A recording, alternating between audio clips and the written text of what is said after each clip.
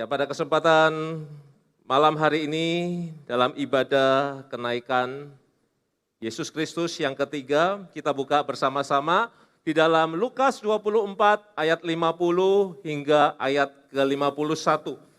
Lukas 24 ayat 50 hingga ayat 51, firman Tuhan berkata demikian, lalu dia, yang dimaksud adalah Yesus, membawa mereka keluar sampai ke Betania. Kemudian sambil mengangkat kedua tangannya, dia memberkati mereka. Ketika dia sedang memberkati mereka, dia berpisah dari mereka dan terangkat ke sorga. Peristiwa ini adalah peristiwa di mana Yesus naik ke sorga. Dan tema yang diberikan pada ibadah kenaikan tahun ini adalah the unexpected. Yang tak terduga. Ketika Yesus mati di salib, para murid berpikir tidak ada pengharapan. Namun sesuatu yang tak terduga terjadi.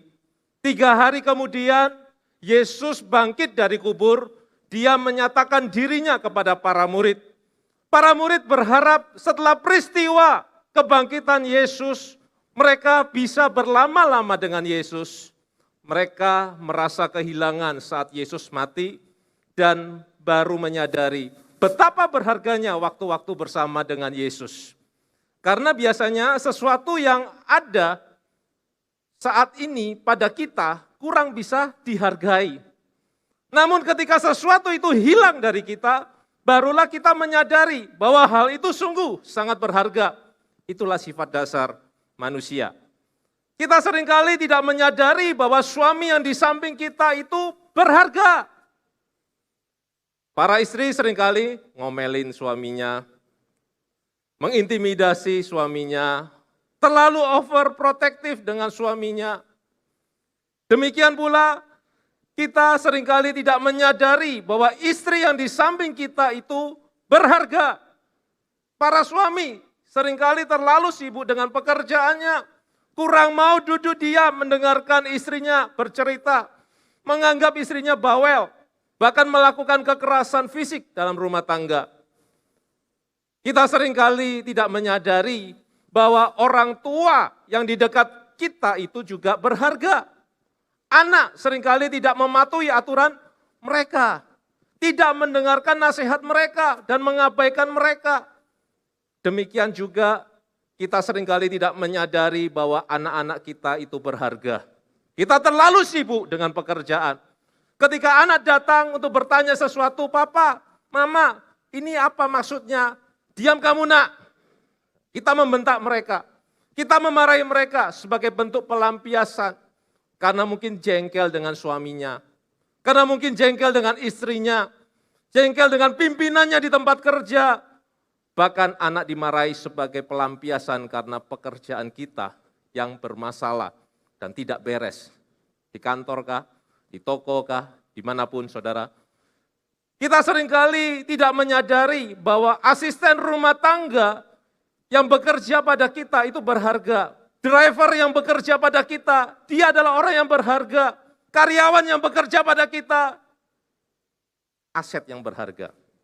Kita malah sering memarahi mereka tanpa sebab yang jelas. Memotong gaji mereka tanpa alasan yang logis. Kita anggap mereka tidak berharga saat ini. Tetapi giliran mereka tidak ada atau pergi, ditinggal pulang kampung, untuk bahkan mereka minta resign, kita menangisi mereka, kita merasa kehilangan terhadap mereka, itulah manusia. Nah, peristiwa kebangkitan Yesus merupakan sukacita bagi para murid, karena yang hilang telah kembali. Namun, hal yang tak terduga itu terjadi. Setelah 40 hari kebangkitannya, ketika sedang asik ngobrol, berjalan dengan Yesus, tiba-tiba Yesus terangkat ke sorga sambil mengangkat kedua tangannya dan memberkati para murid saat itu. Peristiwa terangkatnya Tuhan Yesus ke surga bukan berarti dia egois, tanpa memikirkan para murid yang ditinggalkan. Ayo kita lihat dalam Kisah Rasul 1 ayat yang ke-8. Firman Tuhan berkata demikian, namun kamu akan menerima kuasa jika Roh Kudus turun atasmu dan kamu akan menjadi saksiku di Yerusalem, di Yudea, Samaria, bahkan sampai ujung bumi. Dan ternyata ada pesan yang disampaikan sebelum Yesus terangkat ke sorga, bahwa para murid diperintahkan untuk tidak meninggalkan Yerusalem, tetapi menunggu hingga pencurahan Roh Kudus.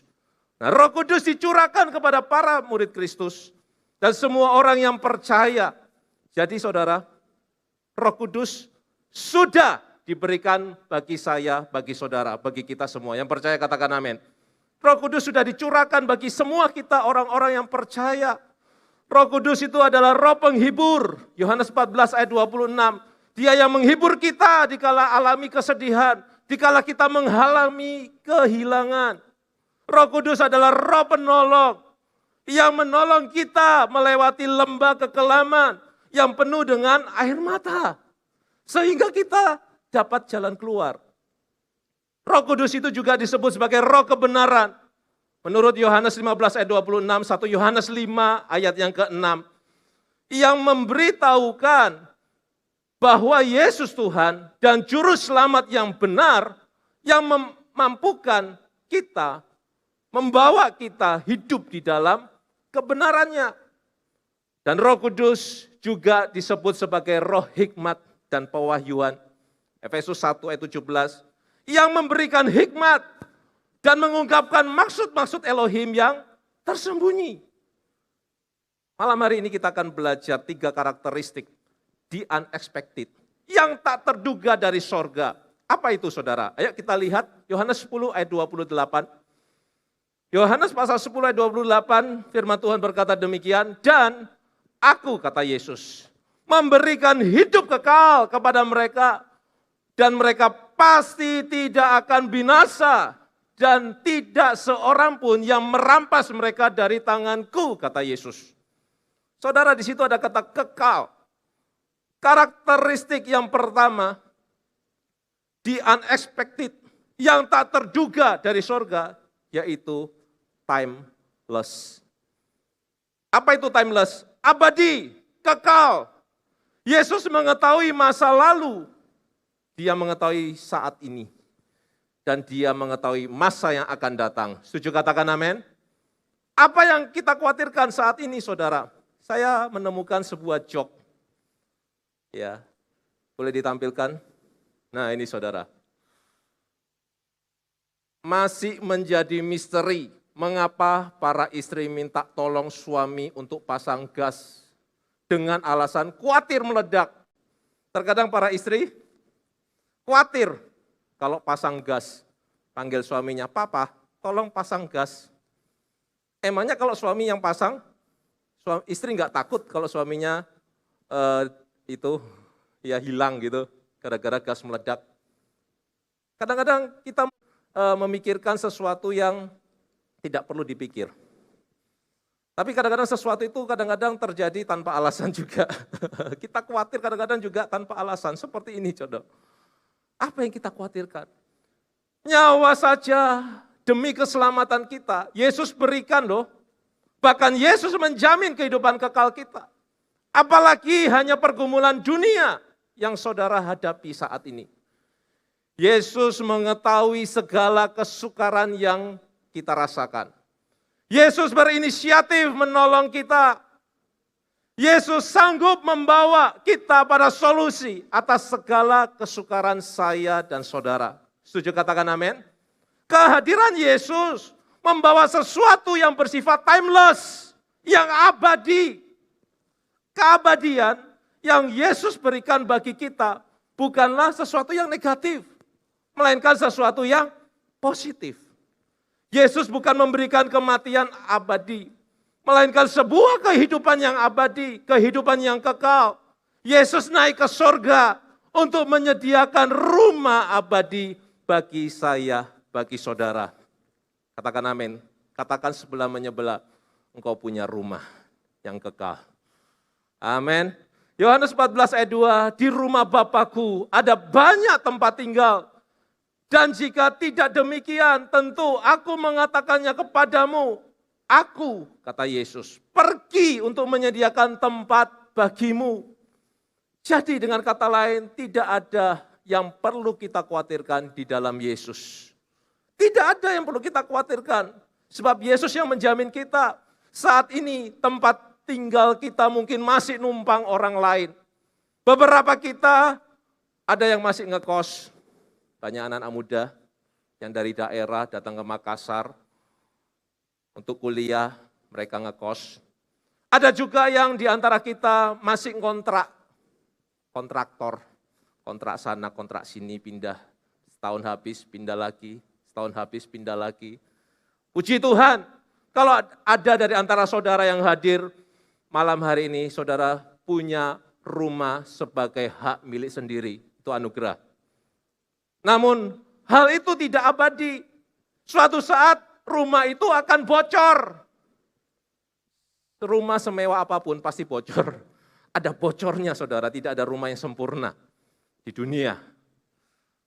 Atapnya bocor, dindingnya retak, keramiknya pecah, pagarnya besinya mulai rapuh karena berkarat, kusen-kusen kayunya dimakan rayap, kusen-kusen aluminium menjadi rusak karena dimakan waktu, tidak ada yang kekal. Selalu ada rumah bagi saya, bagi saudara di dalam Kristus Yesus. Kalau rumah yang fana di dunia ini dibongkar, rumah yang abadi di sorga siap menampung kita semua. Amin. Dan pastinya menjadi hak milik kita yang beriman, yang percaya kepada Tuhan Yesus Kristus. Tepuk tangan buat Tuhan Yesus kita. Pada kehidupan yang fana, penuh dengan ketidaktenangan, ketidakamanan, penuh dengan ketakutan, keraguan, kesedihan, namun yang tak terduga dari Tuhan Yesus datang untuk membawa kita semua kepada keselamatan yang abadi. Di dalam rumah abadi yang Yesus siapkan, ada ketenangan yang abadi. Di dalam rumah abadi yang Yesus siapkan, ada keamanan yang abadi.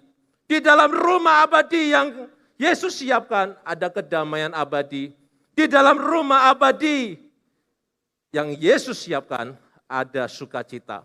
Di dalam rumah abadi yang Yesus siapkan, ada kehidupan yang abadi. Dengan Yesus, kita selamat di bumi dan kita selamat masuk surga. Sekali lagi tepuk tangan buat Tuhan Yesus. Saudara dijamin oleh Yesus. Ada rumah yang abadi yang Yesus siapkan. Ketika dia naik ke surga, menyediakan tempat tinggal bagi kita semua. Yohanes 3 ayat 34. Firman Tuhan berkata demikian, sebab dia yang diutus oleh Elohim, dialah yang menyampaikan firman Elohim. Karena Elohim yang mengaruniakan roh tanpa batas. Saudara perhatikan ada kata tanpa batas. Karakteristik yang kedua, sesuatu yang datang tak terduga dari sorga, the unexpected, adalah bersifat boundless. Tidak terbatas. Peristiwa naiknya Yesus ke sorga adalah supaya Roh Kudus dicurahkan bagi orang percaya, bagi saya, bagi saudara. Roh Kudus itu adalah roh yang tanpa batas.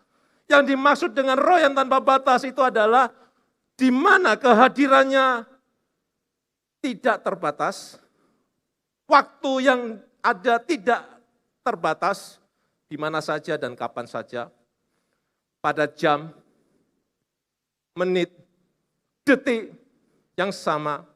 Roh Kudus ada di tempat ini, dia juga ada di Sudiang, dia juga ada di Telo, dia juga ada di Goa, di Tanah Toraja, di Malino, di Mangkutana, di Mamasa, di Bulukumba, Jakarta, Surabaya, di Malang, bahkan di Palangkaraya, di mana saja dia hadir. Katakan amin. Bahkan juga dia ada di negara-negara mana saja, di kota-kota mana saja, di desa-desa mana saja. He is omnipresent. Yesus, Roh Kudus, dia maha hadir. Dalam situasi pandemi ini, kami selaku pelayan pastoral, hampir semua rumah sakit melarang kami, pihak gereja, untuk datang mendoakan jemaat yang opname, menghindari kerumunan, demi keselamatan pasien. It's okay, kami memaklumi hal itu. Bukan berarti kami berpikir dan merasa bahwa tanpa kehadiran kami, tim pastoral gereja IHS, Jemaat yang sakit tidak dapat didoakan dan tidak mengalami kesembuhan. Justru kami tetap bisa melayani, mendoakan melalui telepon, video call, pada tempat yang berbeda. Ketika berdoa dengan iman, saat itu tangan Yesus bekerja memulihkan yang sakit. Justru sebaliknya kami mendengar ada banyak kesaksian-kesaksian dari beberapa jemaat yang mengalami mujizat kesembuhan dari kondisi saat ini, saudara. Kehadiran kami tidak menjamin sebuah kesembuhan, tetapi kita percaya kehadiran Yesus Kristus, kehadiran Roh Kudus yang menjamin sebuah kesembuhan. Tepuk tangan buat Roh Kudus. Haleluya. Jemaat yang dewasa rohani adalah jemaat yang mengandalkan Roh Kudus. Jemaat yang kanak-kanak rohani mengandalkan dirinya sendiri, mengandalkan manusia, dikit-dikit pester. Dikit-dikit pester, bukan berarti kami nggak mau melayani, saudara.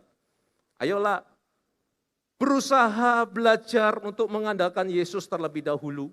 Ketika kita tahu anak kita sakit, tumpang tangan sendiri, doakan. Jangan dikit-dikit telepon pastor. Ya nggak apa-apa sih. Tetapi kita diajar untuk mengandalkan Yesus. Kita diajar mengandalkan Roh Kudus. The unexpected.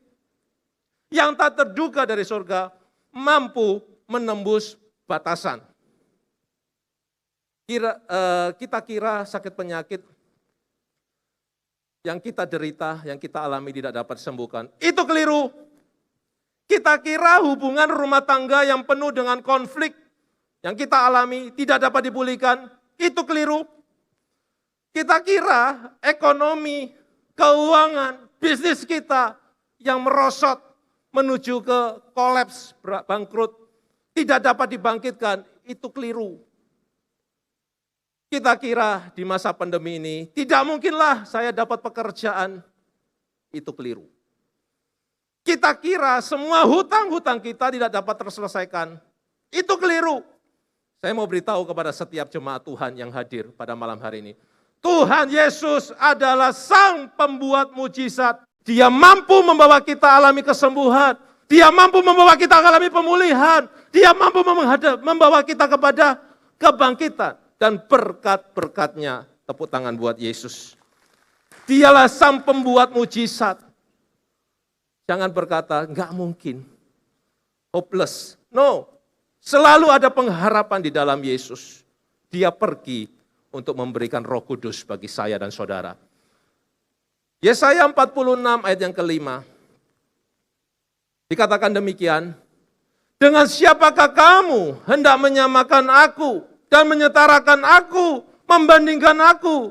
Ini kata Tuhan. Sehingga kami menjadi serupa.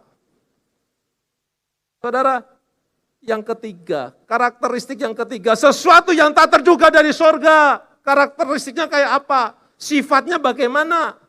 Yaitu fearless. Tidak ada bandingannya. Yang tak terduga datang kepada kita.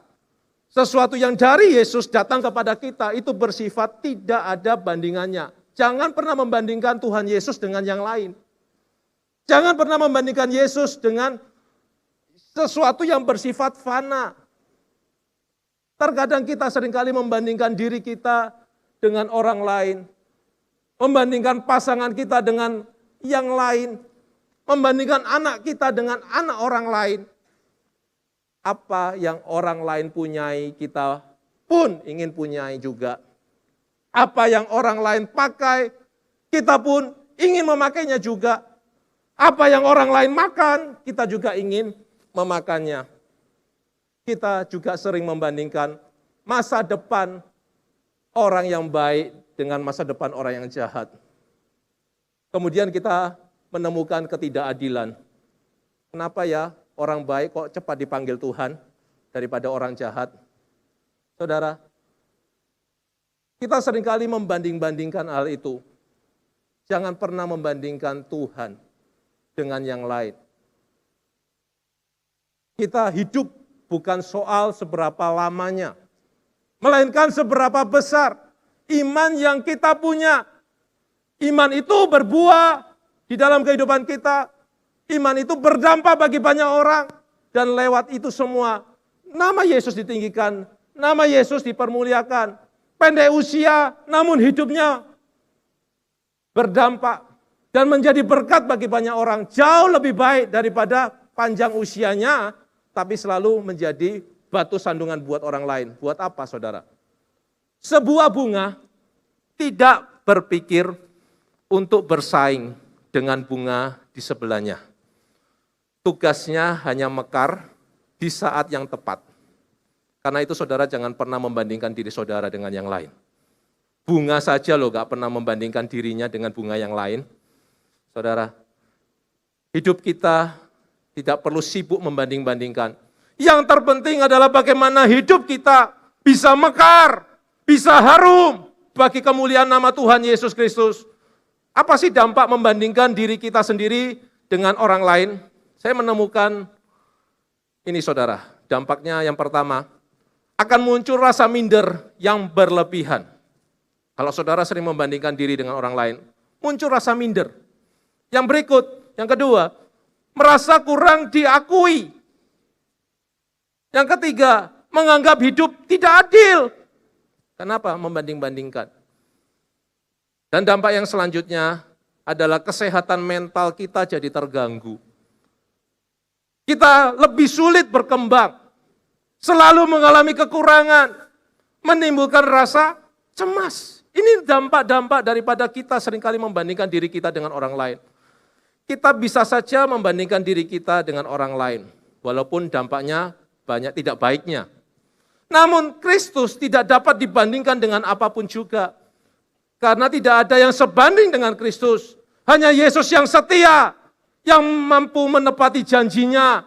Hanya Yesus yang peduli detail hidup kita. Hanya Yesus yang layak terima pujian.